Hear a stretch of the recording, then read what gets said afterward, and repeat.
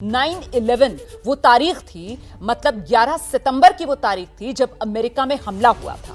बदला लेने के लिए इस आतंकवादी हमले का अमेरिका ने उसामा बिन लादेन को ढूंढ कर मारा था। उसके बाद लगने लगा कि आतंक तो कमजोर पड़ा, लेकिन फिर आईएसआई ने दुनिया भर में सिर उठाना शुरू कर दिया और आईएसआई का जो आका है अबू बकर अल बगदादी, उसको भी मार गिराया गया। फिर लगा कि आतंक कमजोर पड़ रहा है, लेकिन जब भी ऐसा लगता है कि आतंक कमजोर पड़ रहा है, आतंकवाद पर प्रहार के बाद वो फिर से सिर उठाने की हिम्मत दिखा देता है। और ऐसे में अब सवाल ये उठ रहे हैं कि 20 साल बाद 9/11 के क्या हम वहीं पर फिर से नहीं खड़े हो गए? उसी तरीके का आतंक का खतरा क्या आज एक बार फिर से दुनिया के सामने नहीं है? जिस तरीके के आतंकवाद ने हजारों बेगुनाहों की जान ले ली, कईयों को अनाथ और बेसहारा कर दिया, वही आतंकवाद हर बार आखिर हावी क्यों हो जाता है? वही आतंकवाद हर बार कैसे सत्ता में लौट आता है? उदाहरण के लिए अफगानिस्तान को देखिए। एक बार फिर से अफगानिस्तान में एक ऐसी तालिबान सरकार बनी है जिसके कर्ता धर्ता वो लोग हैं जो दुनिया के मोस्ट वांटेड आतंकवादी हैं। बेधड़क आतंकवादियों को मंत्री पद दे दिया गया है अफगानिस्तान में बनी नई तालिबान सरकार में। दुनिया के तमाम ताकतवर देश महज देख रहे हैं, वेट एंड वॉच की हालत में है। और इसी पर चर्चा करने के लिए हमारे साथ इस वक्त दो खास मेहमान आप देख सकते हैं मौजूद हैं। निसार अहमद शिरजई हमारे साथ हैं, ये अफगानिस्तान डेमोक्रेटिक पार्टी के निर्वासित नेता हैं। और आप देख सकते हैं हमारे साथ एक और खास मेहमान retired major general Sanjay Meston sir मौजूद हैं। सर, बहुत स्वागत आप दोनों का एबीपी न्यूज में। सबसे पहले मुझे लगता है निसार अहमद शिरजई साहब के पास चलना चाहिए। और 9/11 की 20वीं बरसी का ये मौका है, क्या आपको लगता है कि 20 साल पहले जिस तरीके का खतरा आतंकवाद को लेकर दुनिया के सामने था, 20 साल बाद आज उसी स्थिति में पहुंच गई है दोबारा दुनिया, जिस तरीके से अफगानिस्तान में तालिबान सरकार की ताजपोशी हो रही है? नमस्कार, आपके लिए धन्यवाद कि मुझे मौका दिया इस प्रोग्राम में। देखिए, अगर दिक्कत से इस मसले को देखें कि 15 अगस्त जो हिंदुस्तान का इंडिपेंडेंस डे था, उसी इंडिपेंडेंस डे 15 अगस्त में तालिबान आया काबुल में, अफगानिस्तान सब कब्जा किया, राजनीति भी उनके हाथ आया। 15 अगस्त एक मैसेज है, अच्छी तरह जो तारीख़ है तारीख़ का दिक्कत करें। अब भी 9/11 है। 9/11 आज तालिबान जो आतंकवाद है, आतंकवाद, ये अपना सरकार चलाने का ऐलान करता है आज। ये कोई छोटा खबर नहीं है, एक मैसेज है अमेरिका की तरफ। अमेरिका सब आसिया के लिए एक आतंकवाद सरकार बनाया, सब आसिया के लिए एक खतर, एक बड़ा प्रॉब्लम इकट्ठा करके अफगानिस्तान को छोड़कर भाग गया। अभी क्या है? अभी बात है कि सारा एशिया लोग कंट्री, जितना कंट्री एशिया में, ये सब मिलकर सोचे कि इसके पर्दे के पीछे क्या है, क्यों अमेरिका आया। 20 साल पहले यही तालिबान बोला कि मैं आ गया अफगानिस्तान में कि टेररिज्म का मुकाबला करता हूँ। वो जूता पर्दे के पीछे क्या था? तो तुम तो आया कि मैं आतंकवाद में टेररिज्म ख़त्म कराने के लिए अफगानिस्तान के ऊपर अटैक किया। कितना लोग शहीद हो गया, कितना नुकसान हो गया, कितना पैसे खर्च हो गया, क्या क्या हुआ 20 साल में। फिर भी अफगानिस्तान लोग अपनी पढ़ाई करने के लिए कुछ, अपने फायदे के लिए कुछ कर दिया, सरकार कुछ नहीं किया, लोग किया, अफगानिस्तान लोग कर दिया। 20 साल में सरकार भी अफगानिस्तान के लिए कुछ नहीं किया। महत्वपूर्ण बात रख रहे हैं, मुझे लगता है इस पर एक रिएक्शन लेते हैं जरा। हमारे साथ retired major general Sanjay Meston sir भी मौजूद है। संजय मेस्टन सर, जिस बात का जिक्र यहाँ पर शिरजई साहब कर रहे हैं, क्या अपना पीछा एक तरीके से अफगानिस्तान से छुड़ाने के चक्कर में आतंकवाद की आग में दुनिया को झोंक दिया है अमेरिका ने? अब अफगानिस्तान में कहाँ तो ये बात हो रही थी कि साहब जिस तरीके का दोहा अग्रीमेंट हुआ है, एक इंक्लूसिव गवर्नमेंट बनेगी, लेकिन यहाँ ताजपोशी किनकी हो रही है? उनकी हो रही है जो यूएनएससी की लिस्ट में मोस्ट वांटेड है। सुहाना, मेरा कहना यह है कि ये जो पीस एग्रीमेंट हुआ था ना, ये सारी एक्चुअली इस पे बहुत रिसर्च करनी चाहिए इंटरनेशनल स्कॉलर्स और लोगों को। कारण ये है, देखिए 2011 में बिन लादेन को मारा गया था मई में।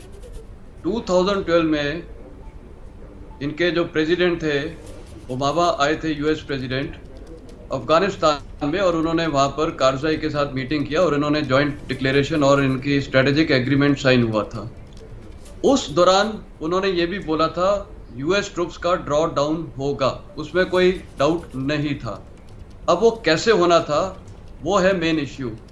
तो इसमें पहला इन्होंने क्या सोचा था अमेरिकन ने कि उनको जो एग्जिस्टिंग गवर्नमेंट है अशरफ गानी की, और उसी के बाद आपको पता है 2013 में इलेक्शंस हुए थे, कि उसी में उनको कोई रोल दिया जाए, कुछ मिनिस्ट्रीज दी जाए जिसमें अशरफ गानी और उनकी कैबिनेट ने नामंजूरी दे दी जी। अब सीन में आए उसके बाद ज़ल्मा खलीलजाद खुद अफगानी हैं जो वहाँ पर वो यूएस के एम्बेसडर हैं अफगानिस्तान में।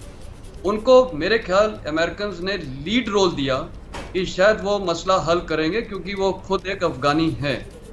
और जो मेरे को पता है कि ज़ल्मा खलीलजाद और अशरफ गानी के बीच में 2015 में कुछ मिसअंडरस्टैंडिंग्स हुई थी, क्योंकि अशरफ गानी थोड़े डटे हुए थे, अपने कुछ उन्होंने फर्मनेस दिखाई थी जी। तो ज़ल्मा खलीलजाद ने फिर ये सारा पीस टॉक्स ट्रंप को कन्विंस करके ये सारा किया जो पीस टॉक्स है। अब पीस टॉक्स हुई है तालिबान के साथ, जिसमें आपने अफगान गवर्नमेंट को इन्वॉल्व नहीं किया, आपने अलाइड जो आपके साथ बाकी मेंबर्स थे जो ISF में 49 कंट्रीज थे उनको आपने इंक्लूड नहीं किया। It was directly between president Trump team and the Taliban. तो इसका मतलब क्या है? क्या आपने आत्मसमर्पण कर दिया? मैं तो बोलूंगा शायद वही किया, क्योंकि जो टर्म्स ऑफ रेफरेंस भी है ट्रीटी के, कोई किसी ने एंड स्टेट नहीं देखा। देखिए एज अ मिलिट्री मैन हम कभी भी कुछ प्लान करते हैं तो एंड स्टेट देखते हैं कि अंत में होगा क्या। इन्होंने एंड स्टेट तो देखा ही नहीं है, बस उनके साथ पीस ट्रीटी की जिसमें 5000 प्रिजनर्स को भी रिलीज करना था। ये कैसी ट्रीटी हुई है? और उनको पूरा पता था कि ये गवर्नमेंट को लेना है, और एंड में लास्ट ईयर जाके इन्होंने अफगान्स को बोला इनकी गवर्नमेंट को कि अभी आप इंट्रा अफगान डायलॉग करिए। ये क्या मतलब है? और इसीलिए इनकी सेना ने भी, सब बोलते हैं क्यों नहीं लड़े, देखिए सेना भी जब लड़ती है जब उसको एक पॉलिटिकल डायरेक्टिव बहुत क्लियर होता है। उनको पॉलिटिकल डायरेक्टिव तो यहाँ तो हो रहा था पीस टॉक्स। जिस सेना ने प्रिजनर्स कैप्चर किए हैं, अमेरिकन आर्मी ने प्रिजनर्स कैप्चर किए, उनको आप 5000 के नंबर्स में छोड़ें। अशरफ गानी के ऊपर प्रेशर था, वो सेना फिर क्यों लड़ेगी उसका तो कोई भी समझ सकता है। बड़ी बात कह रहे हैं सर आप। हमारे साथ देखिए पाकिस्तान से भी रक्षा एक्सपर्ट कर्नल असद जुड़ गए हैं। कर्नल असद, ये जिस तरीके के डेवलपमेंट्स हुए पिछले कुछ साल में और उसका नतीजा आज दुनिया के सामने ये है कि 9/11 की 20वीं बरसी का मौका, जिस पर आज हम यहाँ पर अंतर्राष्ट्रीय सुरक्षा सम्मेलन को लेकर एबीपी न्यूज पर बात कर रहे हैं, और दुनिया के सामने आज 20 साल पहले वाला ही बड़ा आतंकवादी खतरा। इस खतरे के बावजूद पाकिस्तान कहां खड़ा हुआ है? पाकिस्तान आतंकवादियों के साथ खड़ा हुआ नजर आ रहा है। सर ऐसी स्थिति क्यों है? I am really surprised the question which you are asking, और जिस तरह की हम बातचीत कर रहे हैं। अफगानिस्तान जो है वो तो अफगानों का था, और अगर ये आप बात करते हैं जी उनको आतंकवादी अगर आप कहते हैं जी कि टेररिस्ट कहते हैं, तो इसका मतलब ये हो गया कि फरवरी 29, 2020 को जो एक peace agreement. To interrupt you sir, आप बिल्कुल सही कह रहे हैं कि अफगानिस्तान अफगानों का है, लेकिन मुझे लगता है कि पाकिस्तान शॉर्ट साइटेडनेस है पाकिस्तान की, या जानबूझकर पाकिस्तान देखना नहीं चाहता है? वो अफगानियों और तालिबानियों में फर्क क्यों नहीं कर पाता है सर? वो अफगानियों और आतंकवादियों में फर्क क्यों नहीं कर पाता है सर? यही तो मैं कह रही हूँ। अफगानिस्तान के साथ नहीं, आप लोग तालिबान के साथ खड़े हुए नजर आते हैं, आप लोग आतंकवादी सरकार के साथ खड़े हुए नजर क्यों आते हैं सर? आपके 2-3 आप क्वेश्चंस बीच में आ गए हैं। सबसे पहली बात तो मेरे ख्याल है जन साहब ने बड़ी अच्छी बात की कि बीइंग अ मिलिट्री पर्सन आप बिल्कुल एंड रिजल्ट को वर्कआउट करते हैं कि आप एंड रिजल्ट है कि एंड गेम है क्या। तो let me ask you this question कि आप लोगों ने $3 अरब से ज़्यादा जो इंडियन टैक्स पेयर्स के पैसे थे वो आपने अफगानिस्तान के अंदर इन्वेस्ट किए। मैं लेट मी आस्क यू कि भी आपके जहन के अंदर एंड गेम क्या थे? नो आप मेरी बात सुनिए। I have invited you as a guest, sir. Let me ask you कि 20 साल तक आपने जो अमेरिका से कई $मिलियन के पैसे लिए हैं आतंकवाद का खात्मा करने के लिए, तालिबान का खात्मा करने के लिए, आपने क्या किया सर? उसका आपने क्या किया?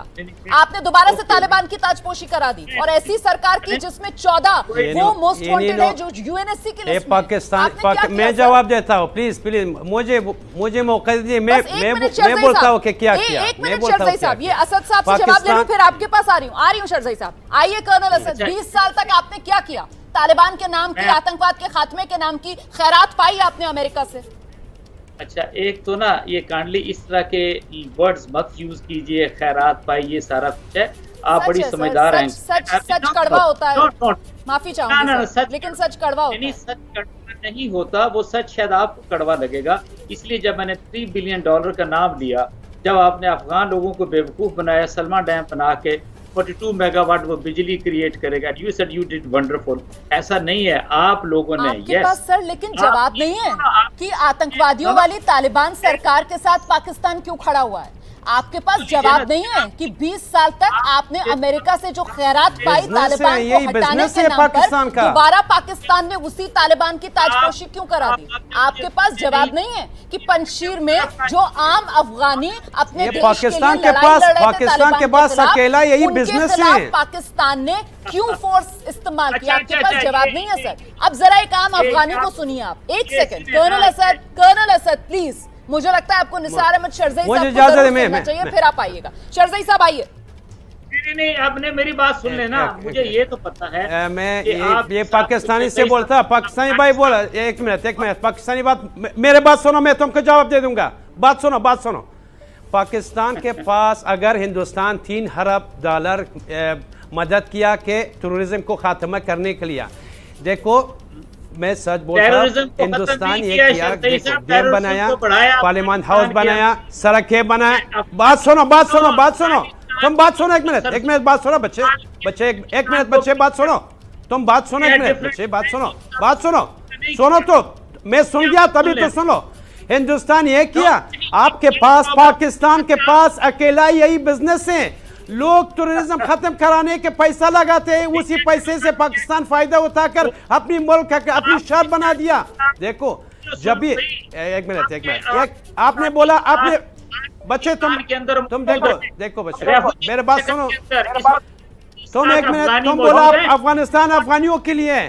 पाकिस्तान के अंदर क्या हो रहा है? अभी कुछ दिनों में वो तहरीक तालिबान पाकिस्तान तुम्हारे घर के पीछे आ रहा है। याद रखो, यही तालिबान 1 या 2 महीने तुम्हारे घर के पीछे आ रहे हैं। यही आपका बिजनेस यही है। दुनिया पैसा लगाता है, टूरिज्म खत्म करने के लिए, उसी से पैसे आपका बिजनेस है। शरज़ई साहब ठीक है शरज़ई साहब। कर्नल असद, मैं आपसे ये जानना चाहती हूँ कि पाकिस्तान कहाँ है सर तालिबान को लेकर। कर्नल असद मेरा सवाल सुनिए, मुझे लगता है हमें जरा संयम से अपनी बात रखनी चाहिए। सर दुनिया की अभी अफगानिस्तान में बनी तालिबान सरकार को लेकर नीति ये है कि वेट एंड वॉच की नीति दुनिया अपना रही है सर अफगानिस्तान में तालिबान सरकार के लिए। मैं आपसे ये जानना चाहती हूँ कि पाकिस्तान की नीति क्या है सर? क्या आप लोग भी वेट एंड वॉच की स्थिति में हैं? क्योंकि ऐसा लग रहा है कि आप लोग बहुत जल्दबाजी में हैं तालिबान की ताजपोशी के लिए। क्यों? Sorry, I couldn't get you because the man was interfering. Sir मैं ये समझना चाहती हूँ कि अफगानिस्तान में तालिबान सरकार की ताजपोशी को लेकर जब पूरी दुनिया वेट एंड वॉच की स्थिति में है, तो पाकिस्तान इतनी जल्दबाजी में क्यों है इस आतंकवादी सरकार की ताजपोशी के लिए? इसका सबसे वेट एंड वॉच जो है वो सबसे ज्यादा तो इंडिया को है। Know what is going to happen. आप लोगों ने पंजशीर के अंदर भी बड़ी कोशिश की कि जी किसी तरीके से, जिसको कहते हैं ना कि चाय की प्याली में आप उबाले के एक गिलास से आ जाए, वो भी आप नहीं कर सके। देखिए, एक आप समझने की कोशिश करें, अमेरिका ने कोशिश किया, कर्नल असद मैं आपसे सीधा सवाल पूछ रही हूँ सर। कर्नल असद मैं आपसे सीधा सवाल पूछ रही हूँ कि पूरी दुनिया वेट एंड वॉच की स्थिति में है, पाकिस्तान इतनी जल्दबाजी में क्यों है? इसका क्या जवाब है? आप लोग इतनी जल्दबाजी में क्यों है सर? इसका जवाब दीजिए ना। या आप सवाल कर लें या वो अफगान भाई हमारे जो है वो सवाल कर लें। मैं किसके सवाल का जवाब दूं?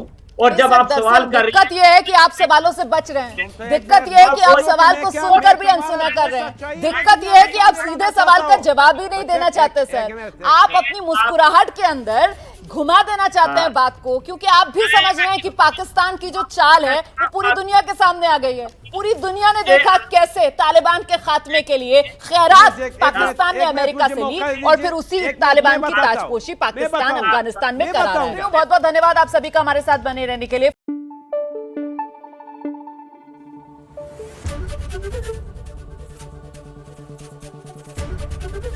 एबीपी न्यूज आपको रखे आगे।